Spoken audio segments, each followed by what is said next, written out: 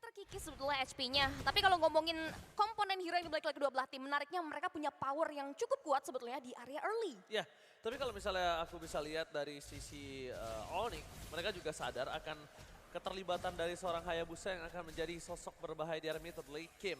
That's why Kiboy benar-benar harus memanfaatkan posisinya. Apalagi kita tahu posisi dari Kairi mencoba mendapatkan satu buah point kill. Flicker telah dikeluarkan, tidak ada point kita double kill. Bahkan didapatkan oleh seorang Kairi. Tidak bisa dibendung terlalu cepat dengan level 4 yang sudah didapatkan. Pasukan Onyx berhasil mendapatkan double kill. Wow, ini cukup mahal banget. Modal awal yang berhasil diamankan oleh Kairi ini nantinya akan mempengaruhi bagaimana Kairi bisa memberikan pressure tambahan nantinya di area mid game to late game. Mengingat dengan adanya burst damage yang dia dapatkan melalui Lethal Ignition yang dia bawa, ini yang membuat power yang dibawa oleh Kairi benar-benar harus dimaksimalkan seperti yang kita pantau dengan daya 2 point kill yang berhasil dieliminasi. Terlebih lagi ada satu Conclusive Blast sebagai emblem yang dibawa oleh Kiboy agar bisa memberikan satu buah penetrasi, satu buah distractions yang diberikan karya pemain-pemain dari Yudu Red Giants. Berikut juga dengan adanya Brave Smite yang selalu sebetulnya bakal dibawa oleh hero yang sedang digunakan oleh bot, which is Arlott yang masih sejauh mata memandang aman sentosa di area bawah sana. Tapi tidak akan dilepaskan begitu saja. Kiboy masih mau lebih. Kali ini mereka agak sedikit kesulitan dan bahkan coba akan dipaksakan dengan retribution-nya. Kiboy masih punya revitalize, mencoba mundur ke arah belakang. Shadow kill-nya gak berasa, Kiboy itu strong. Bahkan Pancake masih belum punya deep adjustment, masih level 3. Under level yang berbahaya ini dimanfaatkan Onyx dan bahkan dengan ada 1000 gold difference di menit yang kedua membuat para pasukan Yudu Red Giants mereka benar-benar harus prepare untuk di arah gold lane karena super red kemungkinan besar akan benar-benar dihantam oleh seorang Kiboy. Sejauh ini kedua belah god lane masih cukup terbilang independen, walaupun memang Kiboy udah mulai meresahkan banget. Dia bakal terus memantau laju gerak rotasi yang dimiliki oleh hero-hero penting sebetulnya yang dimiliki oleh Yudu Red Giants. Dan bahkan kalau ngomongin Turtle, ini kita bisa lihat udah dipegang kendal oleh teman-teman dari Onyx tanpa ada gangguan yang berarti. 3 objektif total berhasil mereka secure. Ini mempengaruhi bagaimana network yang mereka pegang juga. Dan sejauh ini Yudu Red Giants kita belum melihat inisiasi setup balik sebetulnya untuk bisa mendapatkan pertukaran dari banyaknya objektif yang dimiliki oleh teman-teman dari Onyx. Ya, kalau melihat dari pasukan Yudo Red Giants, mereka juga tahu mereka agak cukup kuat di power mid atau late game. Mereka punya Beatrix, mereka punya Eve, mereka punya Pakito, mereka punya Hayabusa, dan bahkan power of pick off yang sangat tinggi. Melihat ada cewek dengan one-one, ini agak kesulitan kalau mereka bermain dengan terlalu terburu-buru. Kenapa? Karena one-one ini bisa menjadi sosok yang berbahaya kalau dia mendapatin sosok prematurnya. Early game dia udah lebih jadi tapi Kiboy akan coba didapatkan. Apakah akan dipecah kembali dikeluarkan? Reward masih dibuka. Kiboy gak bisa bertahan. Ada Kairi, semua udah di all in dan Kairi berhasil mendapatkan Purple Bus for free. Wah, udah gak ada Quest Shadow lagi. Tapi Kairi nampaknya dia memilih untuk mengendorkan permainannya.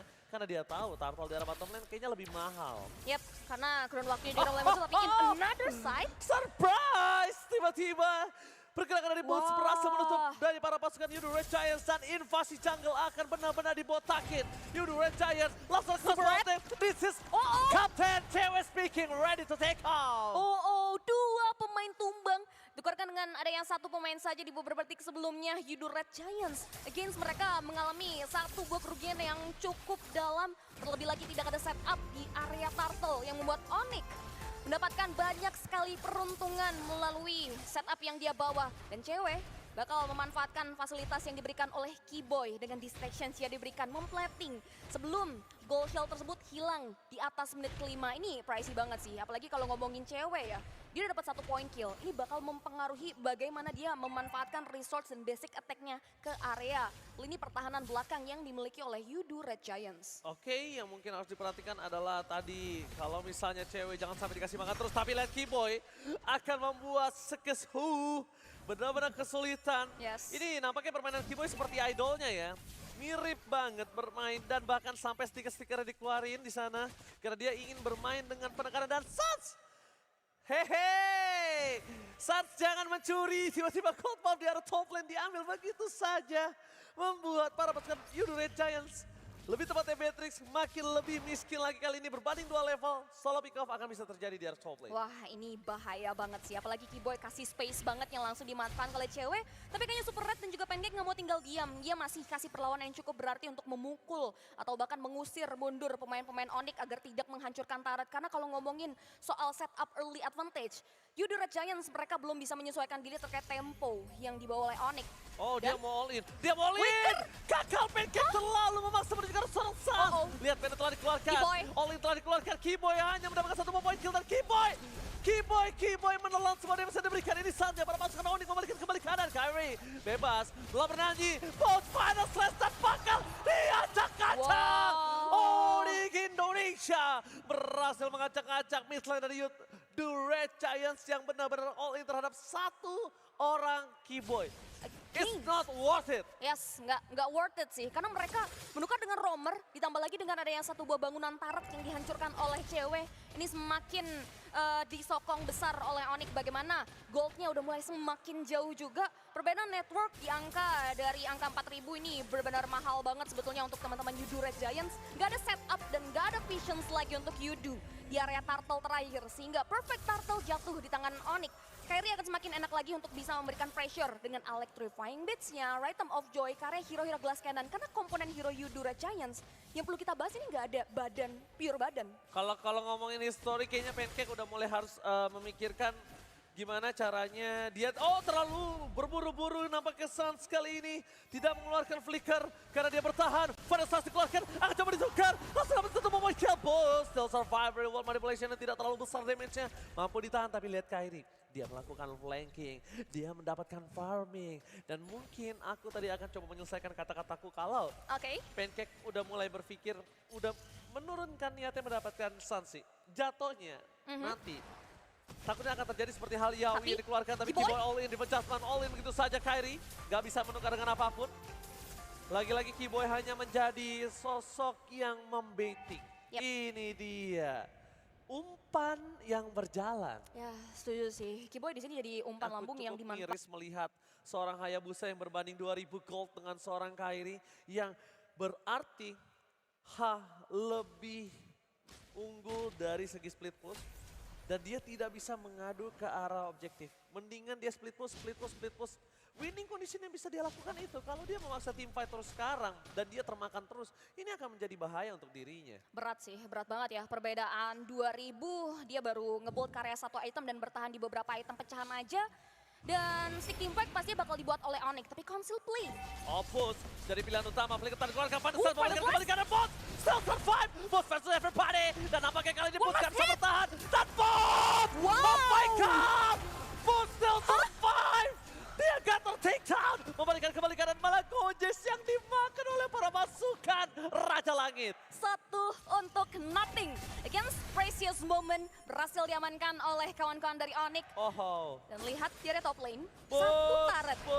Bot di luar nalar kali ini Cipi. Yes. Dia nggak ter-take down. Oh, Dan bahkan di arah Sekis. belakang sana.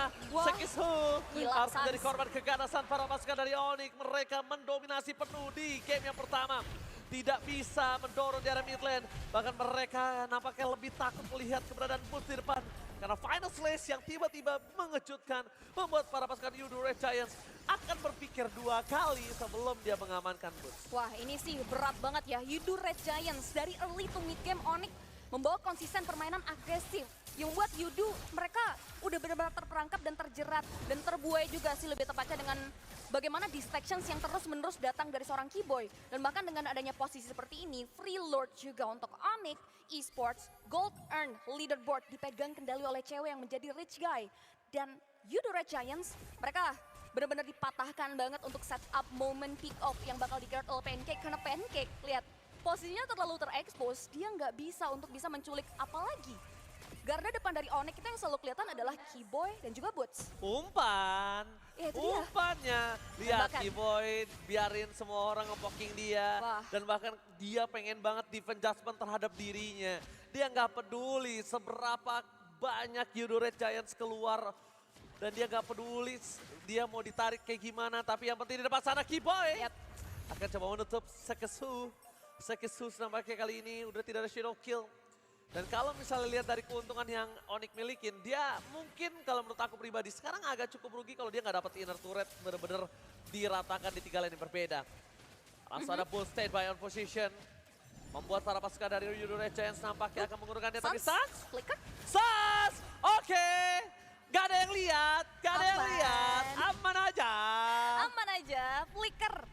Ya mungkin digunakan untuk melakukan copy paste terhadap resource dari Pancake ya. Kita lihat udah ada satu buah Divine Judgment yang diimitasi oleh Suns nantinya. Perbedaan network semakin dipimpin oleh teman-teman dari Onyx. Ini yang membuat ketimpangan terjadi di game kita yang pertama. Dimana perbedaannya di angka 10.000, which is ini mahal banget. Dan bahkan Kairi bakal coba untuk memberikan damage ke arah depan. Satu Rhythm of Joy aja mengikis 2 health bar dari Sekisha. Yang membuat ini benar-benar seperti itu research yang keluar dari seorang Kairi. Tapi di sini Onyx tahu betul ya, mereka nggak boleh terlalu greedy. Mereka nggak boleh terlalu terburu-buru juga, mereka bakal buying time sambil nunggu sebetulnya hingga dengan kurun waktu Lord yang masih terpaut cukup lama. Tapi kalau ngelihat setup dari Euro Red Giants, mereka juga nggak mau terlalu lama terisolasi nggak sih? Ya makanya. Mereka tidak mau terlalu masih isolasi, tapi lihat maksimal yang dilakukan oleh Lord mundur yang lagi. pertama. Yang aku udah bilang sama Cipi, Ya. kalau dia nggak dapat inner turret 3 lane, mereka sih menurut aku rugi. Kenapa? Karena memang idealnya itu dapetin 1 inner aja. Yap. Tapi kan mereka dalam kondisi yang sangat benar-benar under untuk Euro Red Giants ya. Hampir 10.000 tadi, sekarang udah 10.000. Dan kalau itu tidak dimaksimalkan dan kalau sekarang dia dapetin Lord di atas menit 12, dia tidak mendapatkan best turret, menurut aku itu malah rugi untuk Onyx. Walaupun dari sisi Euro Red Giants mereka punya high ground, mereka punya Zakiti, mereka juga punya Beatrix. Cuma sekarang goal difference-nya ini loh yang menentukan seberapa banyak advantage yang bisa diamankan dari para pasukan Onyx Indonesia. Alright, karena perbedaan dari leveling juga ini terpaut cukup jauh ya antara 12 dan juga 15 ada 3 gap level antara kedua belah jungler, tapi mereka bakal coba untuk maksain kontes. Oke, dia mencakup terhadap seorang Bots, Bots. membalikkan kembali kanan, tapi lihat di belakang sana, final slash, Pepe body Bots. Kali ini mencoba untuk porak-porandakan, Wow, double lagi kill. wipe out, Sakiti mencoba untuk bertahan dan bakal lihat dengan 3 orang yang hilang, Boots masih perkasa. Ini dia sang Kapten Boots, bukan Kapten Amerika, tapi ini Kapten Boots. 3 untuk nothing loh, Boots yang hampir 2 kali pick off tapi masih bisa sustain, masih bisa hidup. Oh my god, Cibi, Oke. ini bencana, Yoi. mereka bisa all in, Monster mereka mencoba kill. untuk wipe out, mencoba untuk fokus ke Uh-oh. base-nya, gak boleh apapun terjadi. Reflex force. Onyx Indonesia mengamankan game pertama dengan sangat cepat. Yes, Sonic take the game 1.